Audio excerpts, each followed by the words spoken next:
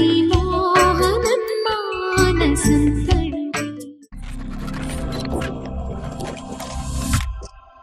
നമസ്കാരം, ഞാൻ സാജൻ, ചക്കരയമ്മ സാജൻ.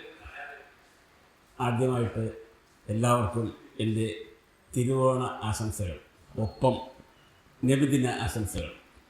ഇപ്രാവശ്യം രണ്ടും ഒരേ ദിവസം, സെപ്റ്റംബർ 16. അത് തന്നെ നമുക്ക് മതമൈത്രിക്ക് നല്ലൊരു ഉദാഹരണം എന്ന് പറയാം. അപ്പോൾ ഇനിയിപ്പോൾ നമുക്ക് മൊബൈലിലെ ആശംസകളുടെ പ്രവാഹമായിരിക്കണം, മറക്കണ്ട.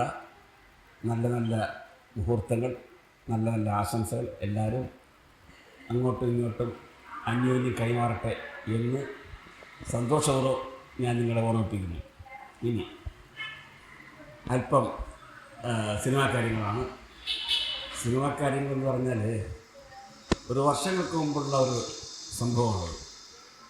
ഞാൻ മദ്രാസിലായിരിക്കുമ്പോൾ എന്നോട് എൻ്റെ ആമിന ടൈലേഴ്സ് എഴുതിയ മണി ഷൊർണൂർ, അദ്ദേഹത്തിന് ഞാനാണ് ആദ്യമായിട്ട് ഒരു സിനിമ എഴുതാൻ അദ്ദേഹത്തിന് വിചാരം കൊടുക്കുന്നത്. അദ്ദേഹം തൃശ്ശൂർ ടെലിഫോൺസിൽ ജനറൽ മാനേജറുടെ സീനിയർ PA ആയിരുന്നു മണി ഷൊർണൂർ. പുള്ളിയുടെ യഥാർത്ഥ പേര് സുബ്രഹ്മണ്യം എന്നാണ്.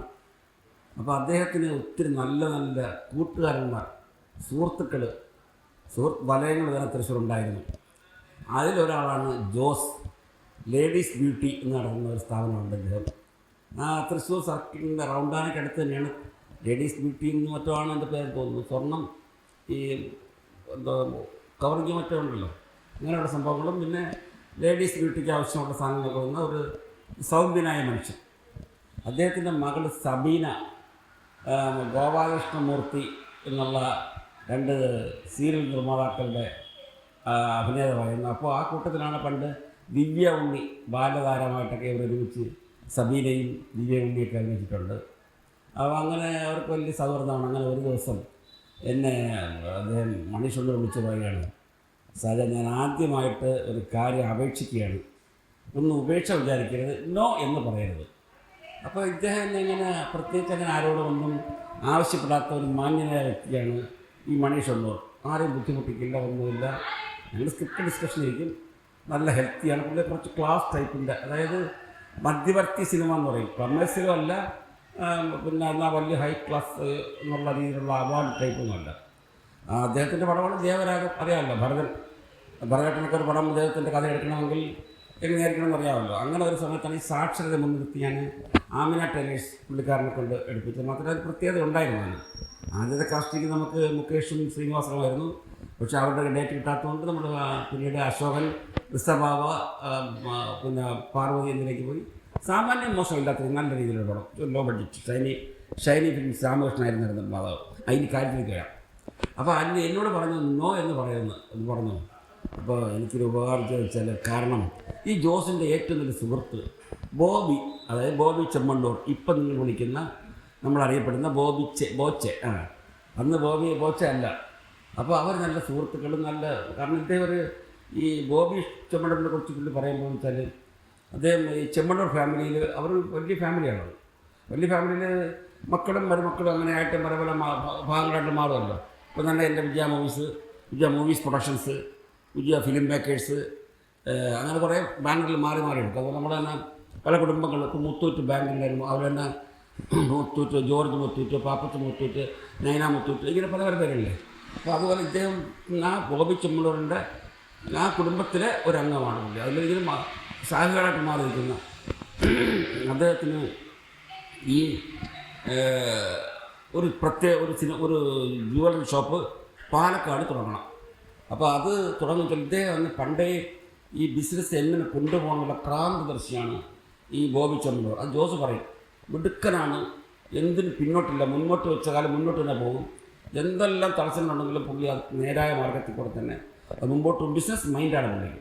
അപ്പോൾ അതുകൊണ്ട് പുള്ളിക്കാരൻ്റെ ആഗ്രഹം ആ ഷോപ്പ് ഉദ്ഘാടനം ചെയ്യാൻ ആ കാലത്തുള്ള അപ്പോഴുള്ള ഒരു ലൈം ലൈറ്റിലുള്ള ഒരു പ്രശസ്തിയായ നടി തന്നെ വേണം.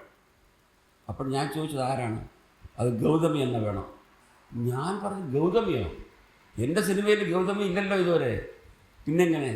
അല്ല, നിങ്ങൾ വിചാരിച്ചാൽ സാധിക്കും. എങ്ങനെ? അപ്പോൾ അവർ പറയുകയാണ്, നിങ്ങളുടെ സ്ഥിരം നിർമ്മാതാക്കളല്ലേ വിജയ മൂവീസ്? അതെ. വിജയ മൂവീസിൻ്റെ പടമല്ലേ ജാക്ക് പോട്ട്? അതെ. ജാക്ക് പോട്ടിൽ മമ്മൂട്ടി നായികരാണ് നിങ്ങളുടെ ഗൗതമി.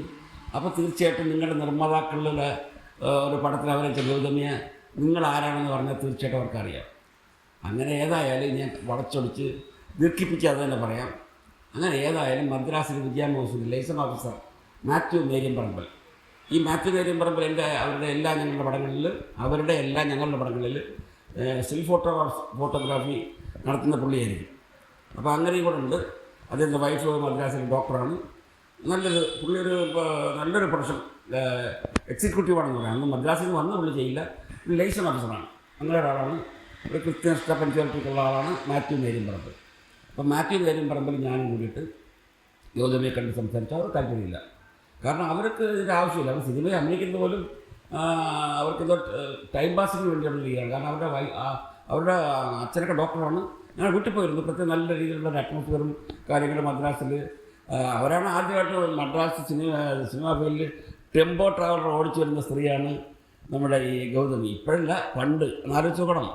അത് തന്നെ നമുക്ക് ഈ ഒരു സ്ത്രീ ടെമ്പോ ട്രാവലർ ഓടിക്കുക എന്നൊക്കെ രീതിയിൽ ആദ്യം ചെയ്യുമ്പോൾ എല്ലാത്തിനും നമുക്കൊരു ആശ്ചര്യമുണ്ടല്ലോ.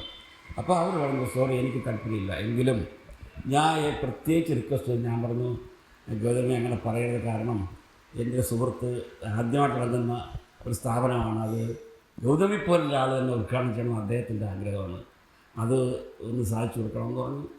അപ്പോൾ അവർ എൻ്റെ നിർബന്ധത്തിന് വഴങ്ങിയെന്നാണ് ഏതാണെന്ന് ചോദിച്ചു. ഞാൻ ബോബി ചെമ്മണ്ണൂരോട് സംസാരിച്ചപ്പോൾ ഡേറ്റ് പറഞ്ഞു, ഒരു എമൗണ്ട് അദ്ദേഹം പറഞ്ഞു. ആ എമൗണ്ട് തന്നെ ഗൗതമി ഒക്കെ പറഞ്ഞു. കാരണം അതിലൊന്നും ഗൗതമിക്ക് വാശി പിടിക്കേണ്ടയോ അല്ലെങ്കിൽ ബാർഗൻ ചെയ്യേണ്ട ആവശ്യമില്ല. അവരങ്ങ് അങ്ങനത്തെ ഒരു സ്ത്രീ അല്ല.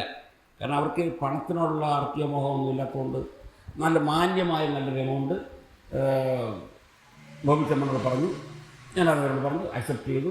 അവർക്ക് കോയമ്പത്തൂരിലേക്കുള്ള ഫ്ലൈറ്റ് ടിക്കറ്റ്, കോയമ്പത്തൂരിൽ നിന്ന് ബൈ കാർ നേരെ പാലക്കാട് ഇന്ദ്രപ്രസ്ഥയിൽ താമസം. അപ്പോൾ എനിക്കും ഞാൻ കൂടെ വേണമെന്ന് ഗൗതമി പറഞ്ഞു. അപ്പോൾ ഞാൻ ഈ ഫ്ലൈറ്റ് വന്നിട്ട് വരുന്നതിനേക്കാളും എനിക്ക് കുറച്ച് സൗകര്യവും രാത്രി കിടന്ന് ഉറങ്ങി വരാൻ സൗകര്യം വെച്ചാൽ എനിക്ക് ഈ ട്രെയിനാണ്. ഈ പണ്ടേ ട്രെയിൻ യാത്രയും ഇഷ്ടം. ഞാൻ എന്ത് വരാം എന്ന് പറഞ്ഞു. ഞാൻ തലേദിവസം തന്നെ മദ്രാസ് മെയിൽ വന്ന് എനിക്ക് ഇന്ദ്രപ്രസ്ഥയിൽ മുറിയൊക്കെ എടുത്തു. അങ്ങനെ ഓക്കെ. പിറ്റേ ദിവസം രാവിലെ ഉദ്ഘാടനം വെച്ചാൽ എൻ്റെ അമ്മോ, അതായത് മണ്ണ് പൂഴി നിരത്തിട്ട വീടില്ലെന്ന് പറയില്ല, അപ്പുറ വയലുള്ള തിരക്ക്. പിന്നെ ഞാൻ എന്താ വെച്ചാൽ ഈ ഇന്ദ്രപ്രസ്ഥയിൽ നിന്ന് അവിടെ ഉദ്ഘാടനം നടത്തുന്ന കട പറഞ്ഞ ജനങ്ങളെ വകഞ്ഞു മാറ്റിക്കൊണ്ട് നടന്നു പോയിരുന്നു. ഗൗതമിയെ തന്നെ അവിടെ കൊണ്ട് എത്തിച്ച് അത്ര കഷ്ടപ്പെട്ടാണ്. ഗൗതമിയത് കാണണ്ടേ, അന്ന് ജാക്ക്പോട്ടിലെ നായികയാണ്. അപ്പോൾ അതുകൊണ്ട് തീർച്ചയായിട്ടും പാലക്കാട്. അങ്ങനെ ഏതായാലും ഗൗതമി ആ ഉദ്ഘാടനം നിർവഹിച്ചു. ബോബി ചെമ്മണ്ണൂരിന് വളരെ സന്തോഷമായി. എനിക്ക് ഒത്തിരി താങ്ക്സ് പറഞ്ഞു. സത്യം പറഞ്ഞാൽ എനിക്ക് ഭയങ്കര സന്തോഷമായി. പിന്നെ അതിനുശേഷം എനിക്ക് ഈ ബോബി ചെമ്മണ്ണൂരുമായിട്ട് ബന്ധപ്പെടാനോ സംസാരിക്കാനോ ഞാൻ ശ്രമിച്ചതുമില്ല, കഴിഞ്ഞതുമില്ല. പിന്നെ അദ്ദേഹം ഓരോരോ മേഖലകളിൽ ഈ കൂട്ടോട്ടം, പിന്നെ രക്തദാനം, പിന്നെ അദ്ദേഹം മരണമായിട്ടുള്ള ഭയങ്കര കട്ടൗട്ട് സിൽസം ഫോട്ടോയൊക്കെ നമ്മൾ പലർക്കും കാണുന്നു. അങ്ങനെ ഓരോരോ പ്രത്യേക മേഖലകളിൽ പുള്ളിക്കാരൻ ബിസിനസ് ലൈനിലേക്ക് പോകുമ്പോൾ ഞാൻ അന്ന് ഓർത്തു അദ്ദേഹത്തിൻ്റെ പഴയ സുഹൃത്ത് തൃശ്ശൂരിലുള്ള ജോസ് പറഞ്ഞ കാര്യം. പുള്ളി എന്തെങ്കിലും പുതിയ നൂതനമായ സംഭവങ്ങൾ കണ്ടുപിടിക്കുന്നത് കുറവാണ്. ഭയങ്കരമായിട്ടിരിക്കുന്നത് വെച്ചാൽ അത് ഒരു സെക്കൻഡ് വേസ്റ്റാക്കില്ല. എന്തെങ്കിലും രീതിയിലുള്ള അത്ര കർമ്മ നിരതനാണെന്ന് പറയുമല്ലോ, അങ്ങനത്തെ ഒരാളാണ്. അത് നമുക്ക് കണ്ടറിയാമല്ലോ. പുള്ളി ഈ വലിയ സ്വർണ്ണം ഉള്ള വലിയ ബസ്സിൽ കൊണ്ടുവന്ന് സ്വർണ്ണം ജ്വല്ലറി, പിന്നെ എന്തിനും ഏതോ ഒരു നല്ലൊരു ഹൈ ക്ലാസ് ടോണി ഷോപ്പ്, പഞ്ചനക്ഷത്ര സ്റ്റൈലിൽ ഏതോ ടോണി ഷോപ്പ്. അദ്ദേഹം തന്നെ അതിൽ എന്തൊക്കെ കുക്കിങ്ങോ മീൻ പൊരിക്കുന്നോ കാണിക്കുന്നുണ്ടോ, ദോശ പറിക്കുന്നോ കാണിക്കുന്നുണ്ട്. എന്തിനും പുള്ളി കൂട്ടില്ല. ആരെന്ത് പറഞ്ഞാലും അദ്ദേഹത്തിൻ്റെ ഒരു ചെവി കൂടെ കേട്ട് മറുപടി ഇതിന് കളയാൻ പറയുന്നത്. അദ്ദേഹത്തെക്കുറിച്ച് എന്തെല്ലാം ആരോപണങ്ങൾ ആൾക്കാർ പറയുന്നത്. ഇപ്പോൾ ഞാനിപ്പോൾ പറഞ്ഞാൽ ഞാൻ ഇപ്പം തന്നെ ഈ 9-ാം തീയതി, ഈ സെപ്റ്റംബർ 9-ാം തീയതി ചേർത്തല ഒരു വലിയ ബിൽഡിങ്ങിൽ ഉദ്ഘാടനമായിരുന്നു. ഞാൻ പോയിരുന്നു. അപ്പോഴും ഞാൻ കണ്ട കാഴ്ചയാണ്. അപ്പോഴും ഇത് പണ്ട് പാലക്കാട് വെച്ചുള്ള ആ തിരക്ക് പോലെ തന്നെ ഇവിടെയും ഭയങ്കര തിരക്കും. പിന്നെ അദ്ദേഹം ഓരോ സമ്മാനങ്ങൾ അന്നത്തെ ദിവസം പർച്ചേസ് ചെയ്തവർക്ക് എന്തെല്ലാം ഓഫറിങ്സ് ഉണ്ടോ അതെല്ലാം ഉണ്ട്. പിന്നെ ബോച്ച ടീയുടെ ഫ്രാഞ്ചൈസി അവിടെ ആർക്കൊക്കെ കൊടുത്തു. എന്നിട്ട് അദ്ദേഹം തന്നെ പ്രസംഗിച്ച് എന്നെപ്പറ്റി പലരും നെഗറ്റീവായിട്ട് പലരും പറയാറുണ്ട്. ഞാൻ ശ്രദ്ധിക്കാറില്ല. ഞാനെപ്പോഴും കളഞ്ഞുകൊണ്ട് പോസിറ്റീവായിട്ട് തന്നെ ഞാൻ പോകുന്നതാണ്. ഇവിടെ ഓരോന്നും എന്നെ പറ്റി നെഗറ്റീവ് പറഞ്ഞാലും അത്രയും എനിക്ക് പോസിറ്റീവ് അനുഭവങ്ങളാണ് ഉള്ളത്. അത് പുള്ളിക്കാരൻ മൈക്ക് കൂടെ പറഞ്ഞു, അതിനൊക്കെ ജനങ്ങൾ കൈയടിച്ചു. അതിൻ്റെ അപ്പോൾ ഞാൻ മനസ്സിലാക്കിയത് അത്രയും സ്വാധീനം, അത്രയും ബോബി ചെമ്മണ്ണിൻ്റെ ആൾക്കാർ ഇഷ്ടപ്പെടുന്നു, അദ്ദേഹം നേരായ വഴിക്ക് തന്നെയാണ് പോകുന്നത് എന്നുള്ളതിൻ്റെ ഏറ്റവും വലിയ ഉദാഹരണമല്ലേ. ഇപ്പോഴാ തിരക്കും ജനബാഹുല്യവും. ഷോപ്പ് ഓപ്പൺ ചെയ്യുമ്പോൾ തന്നെ അകത്തേക്ക് കയറാൻ വയ്യ, അത്ര വെയിൽ. കൗണ്ടർ നിറയെ ആൾക്കാരാണ് സാധനം വാങ്ങാൻ, വെറുതെ കാണാമെന്നൊന്നുമല്ല. അന്നത്തെ ഓഫറിങ്സ് മഹാസമുദ്രം തന്നെ. പക്ഷേ എനിക്കൊരു ഭാഗ്യം കിട്ടി. എൻ്റെ സുഹൃത്ത് അവിടെ ഞങ്ങളുടെ ശ്രീരാമനില്ലേ, ഞാൻ പണ്ട് അക്കരെ വർക്ക് ചെയ്യുമ്പോൾ ശ്രീരാമൻ ആ പടത്തിൽ നടന്നായിരുന്നു. KN ശശിധരനാണ് അക്കരയുടെ director. അപ്പോൾ അന്ന് അഭിനയിക്കാൻ വന്നപ്പോൾ അന്ന് ശ്രീരാമനെ അഭിനയിക്കാൻ താല്പര്യമില്ല.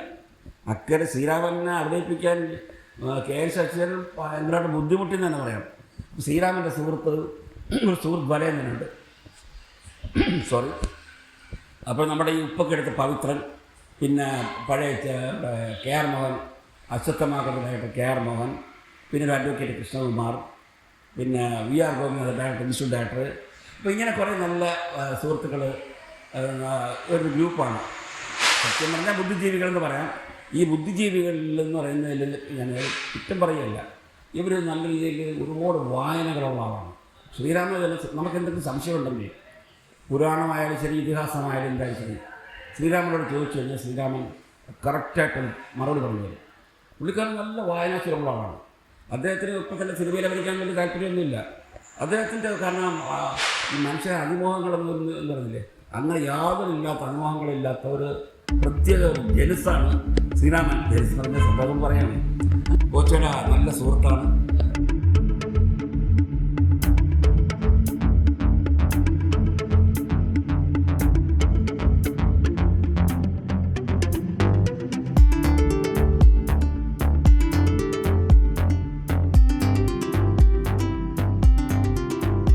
പിന്നെ ഇനി എനിക്ക് കൂടുതൽ പറയാനുള്ളത്, അവസാനമായിട്ട് ഒന്നുകൂടെ പറയുന്നത്, എൻ്റെ ഈ ബോച്ചെ എന്നെ മറക്കാതെ അന്ന് ശ്രീരാമൻ പരിചയപ്പെടുത്താനായിട്ട് തുടങ്ങുമ്പോൾ പറയുകയാണ്, അയ്യോ ഇതാര്, നമ്മുടെ സാധനല്ലേ. ആദ്യമായിട്ട് എൻ്റെ പാലക്കാട്ട് ഉള്ള എൻ്റെ ജ്വല്ലറി ഷോപ്പ് ഉദ്ഘാടനം ചെയ്യാൻ ഗൗതമിയെ കൊണ്ടുവന്ന തീയതി എല്ലാം കറക്റ്റായിട്ട് പുള്ളി പറഞ്ഞപ്പോൾ, ഈ സത്യം പറഞ്ഞാൽ ഈ മനുഷ്യൻ്റെ ഉയർച്ച, വളർച്ച, ഈ ലാളിത്യം ഇത് മറക്കാൻ പറ്റില്ല. ഇനിയും അദ്ദേഹം പുതിയ സംരംഭങ്ങളിലൂടെ, പുതിയ ഉയർച്ചകളിലൂടെ കീഴടക്കും. കാരണം അദ്ദേഹം ഒരു ദൈവഭക്തനാണ്. തീർച്ചയായിട്ടും ആരെല്ലാം എന്തെല്ലാം പറഞ്ഞാലും അതിലൊന്നും കുലുങ്ങുന്ന വ്യക്തിയല്ല. എന്നോട് പ്രത്യേകിച്ച് പറഞ്ഞ് നമുക്ക് കാണാം, വീണ്ടും നമുക്ക് സംസാരിക്കാൻ തിരക്കണം. ഞാൻ പറഞ്ഞു മതി, അത്യാവശ്യമുള്ള സമയത്ത് ഞാൻ വിളിച്ചോളാം, കണ്ടോളാം എന്ന് പറഞ്ഞ് ഞാൻ തന്നെ പറഞ്ഞു, ഞാൻ ബുദ്ധിമുട്ടിക്കുന്നില്ല, അയ്യോ ഒരു ബുദ്ധിമുട്ടുമില്ല എന്നൊക്കെ പറഞ്ഞ് പുള്ളിക്കാരൻ വളരെ സന്തോഷത്തോടു കൂടി തന്നെ എന്നോടത്തുള്ള പെരുമാറ്റം. ശ്രീരാമനാണ് എനിക്ക് ഏറ്റവും നന്ദി വീണ്ടും പറയേണ്ടത്. ശ്രീരാമൻ്റെ ഞാൻ ഒന്ന് കണ്ടുപോകണമെന്ന് പോയപ്പോഴത്തേക്കും ശ്രീരാമൻ ഞാനും കുറേ കാര്യങ്ങൾ സംസാരിച്ചിരുന്നു. ഇനി എനിക്ക് പുതിയ സംഭവങ്ങളൊന്നും പുതിയ ഒരു എപ്പിസോഡായിട്ട് വീണ്ടും വരാം. പിന്നെ ഞാൻ വീണ്ടും എത്തുന്നതിന് മുമ്പായിട്ട് ഒന്നുകൂടെ പറയുന്നു, എനിക്ക് നിങ്ങളുടെ ലൈക്കുകൾ വേണം തീർച്ചയായിട്ടും.